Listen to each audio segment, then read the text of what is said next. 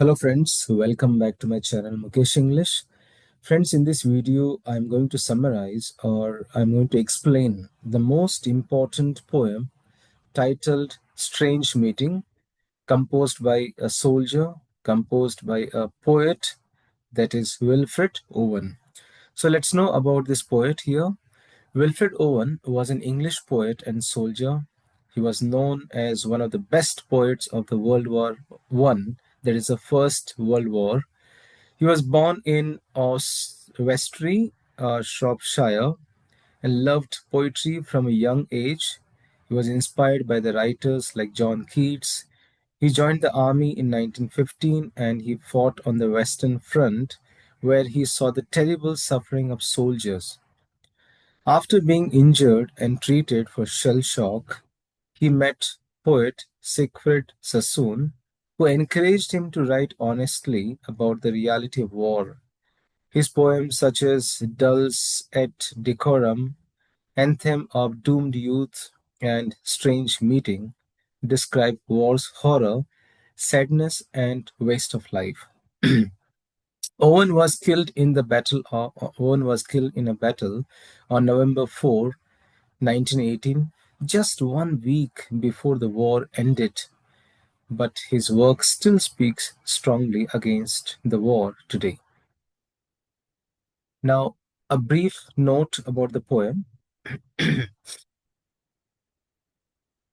Strange Meeting was it's composed by Wilfred Owen in 1918 during the final year of the First World War, and it's considered as one of his greatest anti war poems. He wrote it after experiencing the horrors of the trench warfare on the Western Front, where death and suffering were the part of the daily life.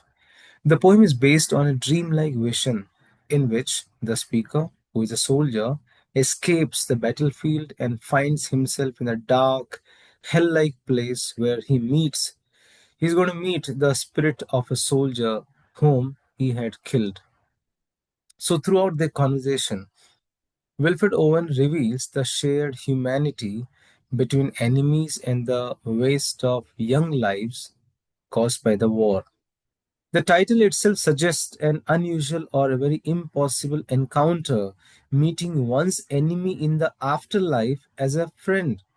After the death, two soldiers are meeting. The poem reflects Wilfred Owen's belief in showing the truth of war not as a noble or the glorious, but he is going to show the war as a tragic and as a futile. It also expresses his famous idea of the pity of war, the deep sorrow for what is lost when human potential is destroyed in the battle. So that's a brief note about this poem. Now, let's discuss the poem line by line or the stanza wise. So I have divided the poem according to few group of lines and giving the numbers to the stanza. So let's discuss in detail. The poet says, "It seemed that out of battle I escaped down some profound dull tunnel, long since scooped through granites which titanic wars had groined." So here, the speaker, our poet, he says that it seemed like he has escaped from a battle. That suggests that he's not sure whether he's truly escaped or this is a kind of a dream, something like after the death experience. Then he describes as he's going down a profound, dull tunnel. Profound means very deep, dull means very dark, gloomy, without any life. So this tunnel is bright. I'm sorry, this tunnel is not bright, is not welcoming. It feels very heavy, very endless tunnel. And this tunnel has been long since scooped through granites. What's the meaning here? That means it was constructed quite long ago through a very hard rock granite. The phrase the Titanic wars had groaned means that means some huge, powerful wars in the past had created this. Groined means, groined here refers to an old architectural term like arc type pattern, This tunnel is in the shape of the archetype pattern, as if the tunnel shape was formed by the force and the destruction of those massive wars. Now, let's summarize this stanza. The soldier feels like as he has left the battlefield and gone deep underground into a huge dark tunnel. This tunnel is very ancient, very old. It is made of hard rock, granite, and shaped long ago by some powerful wars. So, this description makes it feel like the speaker, the poet, is traveling not in the real world, not in this living world, but somewhere very mysterious. It may be the world of the dead. Maybe he is no more. He himself has become a spirit. He himself has is dead, no more. So he's in the life where which kind of life? Afterlife. And what's the meaning of afterlife? Death. Stanza number 2. The poet continues saying that yet also their encumbered sleepers groaned, too fast in thought or death to be stilled.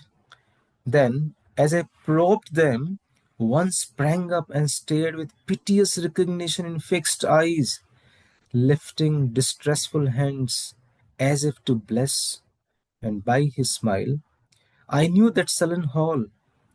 By his dead smile, I knew we stood in hell. So, line by line, let's have a discussion here. Yet also their encumbered sleepers groaned. What does it mean? Yet also here refers to the speaker is noticing something else in the tunnel. He finds there's something else in the tunnel. Encumbered means to say heavy, burdened, trapped. Sleepers means to say people who seem to be sleeping. But here refers to the dead people, the dead bodies, lifeless bodies. So these sleepers are groaning. Groaning means these dead bodies are making some sort of painful sounds. So in simple words, we can say that he sees people lying there, trapped or burdened, and they were making some sound of pain. Line number 2, too fast in thought or death to be bested. Here, too fast means to say not very fixed, right? In thought of death means they are either lost in deep thought or memory or they are no more. To be stilled means to say they cannot be moved or woken up. That means they are so deep in thought, they are so deep in death, they cannot move. Then, as I probed them, one sprang up and stared. Probe means to say looking very closely, examining very closely. What did he see? One of these sleepers, one of these dead bodies, suddenly springs up, gets up quickly, and starts staring at the speaker with piteous recognition in fixed eyes. Piteous recognition means looking in the eyes, showing some sort of pity or sadness in such a manner as he is recognizing the speaker. Fixed eyes means to say without any blinking, continuous gaze. That means the men's eyes are dull. I'm sorry, the men's eyes are full of sad understanding because he is staring at the speaker. Fifth line we find here lifting distressful hands as if to bless. That means the man raises his hand, showing a kind of pain, sorrow, almost like he is giving a blessing or he is greeting. And by his smile, I knew that sullen hall. By his dead smile, I knew we stood in hell. Sullen hall here refers to very lifeless place, gloomy place. And sullen hall here refers to this tunnel in which both the persons are here. Smile is the smile is called as a dead smile. That means it's not alive. There's no warmth in the smile. Maybe the man himself is dead. So, from this, the speaker realizes the truth that they are in the hell and which is not a normal place underground. So, there is a line by line explanation. Let's summarize this stanza here. The speaker finds or observes many lifeless, burdened, figures, bodies lying around, making some painful sounds. They are too deep in thought or they are too dead to move. They are unable to move. As he looks among them, one suddenly gets up and starts staring at the speaker with a very sad recognition.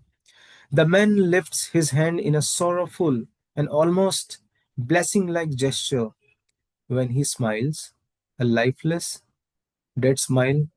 The speaker understands they are standing in a hell. Stanza number 3. The poet continues saying, with 1,000 fears that vision's face was grained, yet no blood reached there from the upper ground, and no guns thumped or down the flues made moan. I said, strange friend, here is no cause to mourn. So again I'll explain line by line. First line, with 1,000 fears that vision's face was grained. Grained means marked, lined, some sort of line on the face. Vision face means to say it is a face of the man.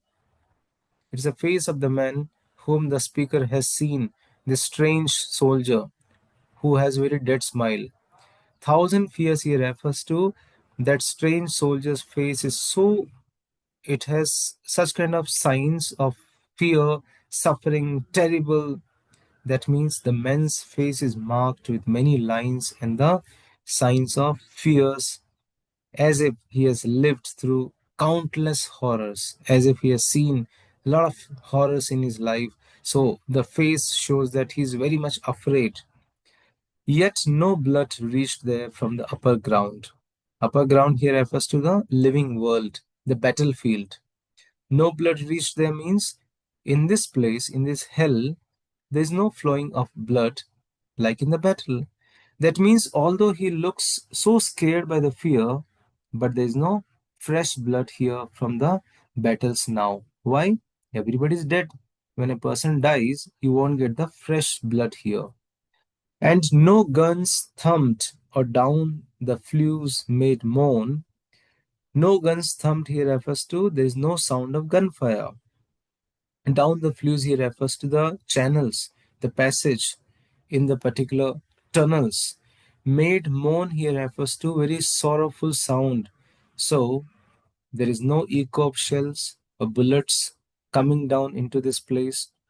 There is no kind of any sounds, any explosion. So it is absolutely a very very silent place here.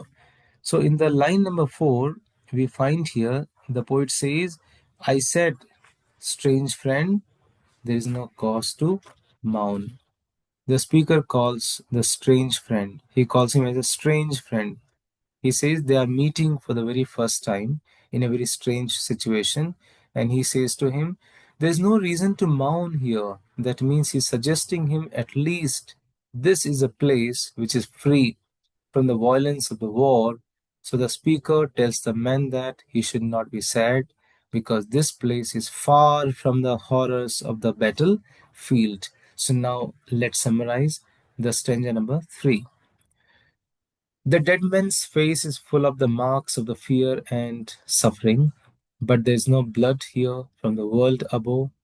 The terrifying noises of war don't reach this place because it's very quiet. It's a place after life that's called death.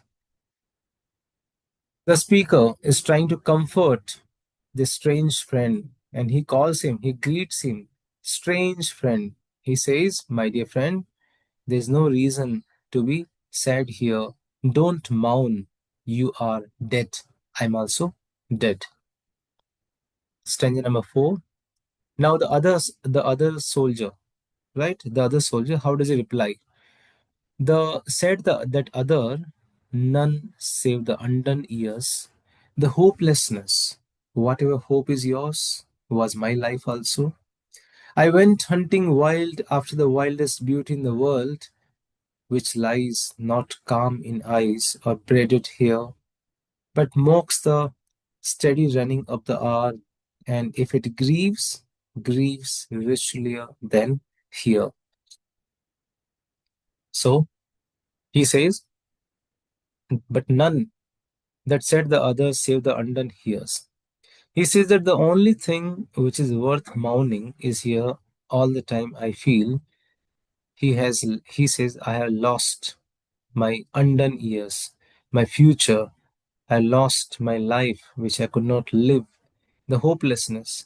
He said because there is no chance of living the life he had dreamed of. Then he says, whatever hope is yours was my life also.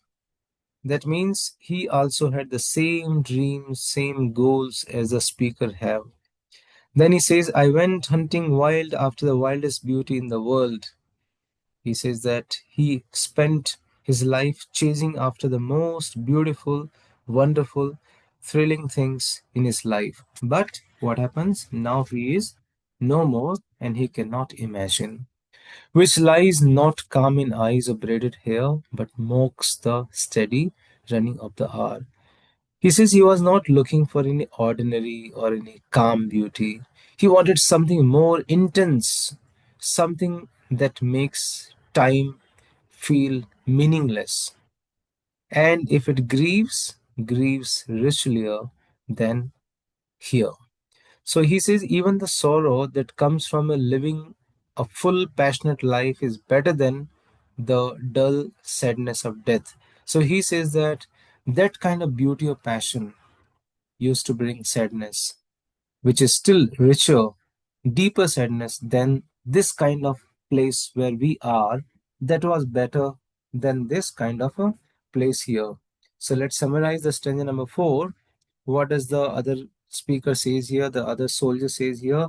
The dead soldier says there's no reason to mourn except for the years he never got to live and the hopelessness of being dead. He tells the speaker that he once had the same hopes. He spent his life searching passionately for the greatest kind of beauty, not the simple beauty of looks, but something wild, intense, extraordinary life. Even if chasing that beauty sometimes used to bring sorrow, but it was still a far better sorrow than the empty grief of death. He says that that disappointment was far better than the disappointment or the sorrow which I am facing today after death. So let's move to stanza number 5. The poet says, for by my glee might many men have laughed, and of my weeping something that had been left, which must die now. I mean the truth untold, the pity of war, the pity war distilled. Let's see line by line. For by my glee might many men have laughed. Glee means joy. He says that his joy in life could have made other people happy too. His laughter could have brought laughter to others also. And of my weeping, something had been left. Weeping means sadness. He says that even his sadness could have left something behind, like wisdom, compassion, or the art that might have helped somebody, others. But now it's not possible. Why? Because he is dead and he had all the potential, and all these potentials have gone. I mean the truth untold. This very important line. I mean the truth untold. That means what is lost is a truth, and that truth he could not share to everybody because he is no more. He could not share the horrors of the war. He could not share the pity of war, the pity war distilled. That means the purest, the most concentrated form of that sadness. The truth I wanted to tell was about the sadness of the war, the truth of the war that was deep, tragic pity that war creates and makes even stronger. So let's see the summary. The dead soldier says that his joy could have made others happy, even his sadness could have left something valuable behind. But now, with his death, all of that is gone. The truth he wanted to share will never be told. The truth about the deep trauma, sadness of war, a sadness that war itself makes even greater. Next stanza. I hope you are able to understand. Stanza number 6. Now man will go content with what we spoiled, or discontent boil bloody and be spilled. They will be swift with swiftness of the tigress. None will break ranks, though nations track from progress. One by one. Now men will go content with what we spoiled. He says that people will be happy to live with the damaged world which we had left behind. Or discontent boil bloody be spilled. Or if they are not happy, if they are not satisfied with whatever we have left, they will get more angry and they will start fighting again. And this kind of cycle of death will continue. The cycle of war will continue. They will be swift with swiftness of the tigress. Right? He says here they'll be as aggressive, as loyal as the tigress is aggressive and loyal, means to say takes care of its cubs. Similarly, these soldiers will act fast, aggressively, because they will be driven by anger and instinct.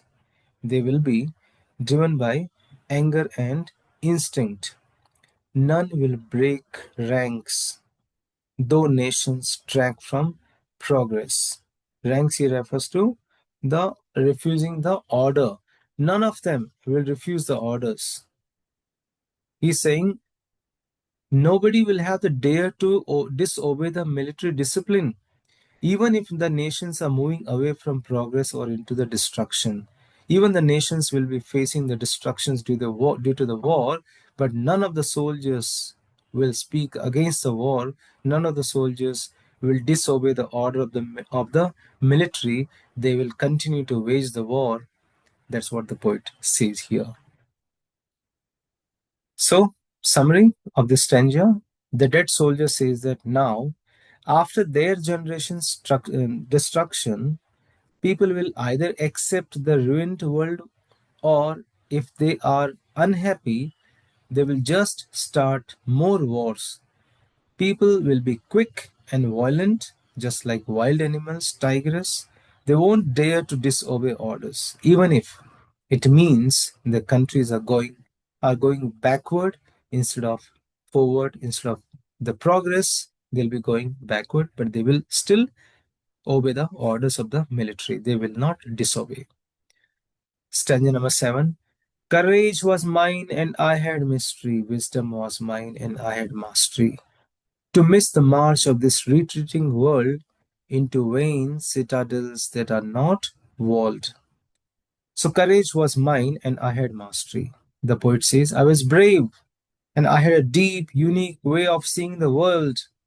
Wisdom was mine and I had mastery. That means I had all the life's experience, I had knowledge, I had skill. To miss the march of this retreating world, that means I could have avoided joining the backward, the destructive path the world is taking. He says that I would have avoided joining this army, joining this war into vain citadels that are not walled. That means the world is moving. Citadels means to say forts, the strong fort. Vain means useless. No walls means to no protection. That means the world is moving into fake, useless forms of security that don't actually protect anyone. Means to say the whole world seems all the most of the nations, they feel that they are very safe, but no, they are living in such kind of forts which are no walls. Means to say there's no any kind of security. They cannot protect themselves. Summary: the dead soldier, the dead soldier says that in life he had bravery, imagination, wisdom, and skill. These qualities could have helped him stay away from the backward moving, destructive path the world is taking, a path that leads to false and empty protections instead of real safety. Stanza number 8. Then, when much blood had clogged their chariot wheels, I would go up and wash them from sweet wells. Even if with truths that lie too deep for tint, I would have poured my spirit without stint, but not through wounds, not on the cess of war. Line by line. Then, when much blood had clogged their chariot wheels, means to say, when the war had caused so much death and it has slowed down the people driving it. Means to say, when there were so many deaths, what happened? What happened? The progress of these war machines has come down. I would go up and wash them from sweet wells. He says that in such case, what he would have done it, I would have cleaned the world's violence using pure and the peaceful truth. Sweet wells he refers to refreshing sources, kindness, compassion, truth. So he says that if I would have been alive, I would have cleaned all the such violence by using the water of pure, water of peacefulness or kindness or the compassion or the truth. Even with truths that lie too deep for tint, he says, I would have used the pure truth that the war could never spoil. I would have poured my spirit without stint. That means I would have given all myself completely. Without stint means to say without holding back, generously, completely. I would have devoted myself with all the energy, passion, spirit to reveal the reality of the war and to wash that blood, but not through wounds, not on the cess of war. He says, I would have not tried to help the world by fighting or killing because war is filthy. He says that I would have not done this by shedding blood or adding to the filth or the waste of the war, and he will definitely would have not done it not by he would have not done it by waging the war, but he would have shown the kindness, compassion, generosity to the whole world, the peacefulness. So let's see the summary of this stanza. The dead soldier says that if he had lived when war and bloodshed slowed humanity down, he would have stepped in to cleanse it with pure truths of peace and kindness. These truths are too deep to be ruined by violence. He would have given all his energy to this cause, but never through killing or by adding to the filth of war. So now another line which I thought to give a kind of a stanza here. Four heads of men have bled when no wounds were. That means four heads of men have bled. This means to say men have suffered deeply, mentally and emotionally, even they had no physical injuries. So many men have suffered or broken down inside, even if their bodies were never hurt in battle. So here the poet is showing that the war doesn't harm people's bodies. It also damages their minds, their spirit, their humanity. Soldiers can come back without scars, but still they will be deeply wounded inside, carrying such invisible pain for life. So, this is a very important line for the examination. And now we are moving to the climax of this poem. I am the enemy you killed, my friend. I knew you in this dark, for so you frowned yesterday through me as you jabbed and killed. I parried, but my hands were loath and cold. Let us sleep now.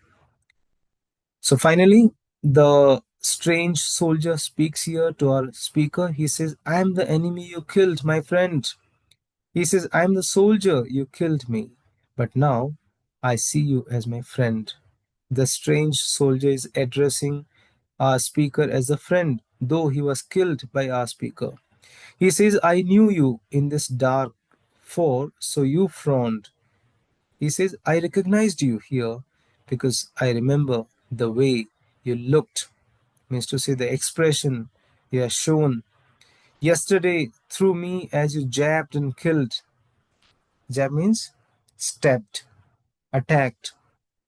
He says, I saw you yesterday when you attacked and killed me in battle. I parried. You killed me in the battle. I parried, but my hands were loath and cold. Parried means try to block, defend myself. Loath means unwillingness. Cold means lifeless. So he's saying that I try to defend myself, but I did not have the courage. I'm sorry, I did not have the strength, or I did not have the desire to fight. Finally, the strange soldier says here, let us sleep now. So this final line is a kind of a call for the rest.